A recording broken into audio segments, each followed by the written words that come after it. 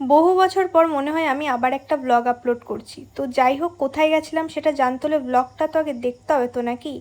তো দিনটা ছিল শ্রাবণ মাসের চতুর্থ সোমবার। আমরা গেছিলাম শিবনিবাসে, আর স্টেশনে এসে দেখি এই লোকটা বেশ সুন্দর সুন্দর ড্রয়িং করছিল, তো সেটারই আর কি ছোট্ট করে একটা ক্লিপ নিয়েছিলাম। বেরিয়েছিলাম তো আমরা একদম সকালবেলা, অনেকটাই তাড়াতাড়ি বেরিয়েছিলাম, কিন্তু গিয়ে দেখি সেরকম একটা ভিড় ছিল না, মানে নর্মাল যতটা হওয়ার দরকার ততটাই ছিল। আর এখানে তোমরা যাদের দেখছো, এনারা এই বাচ্চাটাকে নিয়ে নবদ্বীপ থেকে হেঁটে হেঁটে এসেছে। তো দেখে তো আমি তো বেশ একটু অবাকই হয়েছি। প্রায় 2 ঘন্টা লাইনে দাঁড়ানোর পর ফাইনালি যার জন্য এত দূর আসা, তার কাছে তো খুব ভালোভাবেই পৌঁছাতে পেরেছি। আর আমরা তো একদম মন ভরে পুজো দিয়েছি যাকে বলে।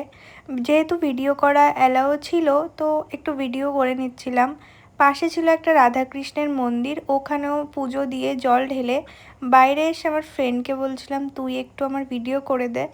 তো সেটাই করে দিচ্ছিল। আর আমার চোখ মুখের অবস্থা তোমরা দেখতেই পারছো, না খেয়ে না ঘুমিয়ে ঠিকঠাক। তো বাইরে এসে একটু কেনাকাটার ছিল, ওটা করে তারপরে আমরা যাচ্ছি বাড়ির দিকে। আর এখন এত ভিড় হয়ে গেছিলো ওই টাইমটায়, তো আমরা তো ফাঁকা ফাঁকাই পুজো দিয়ে চলে এসেছি। ভিডিওটা কেমন লাগলো অবশ্যই জানিও, আর ভালো লাগলে অবশ্যই একটা লাইক করে দিও।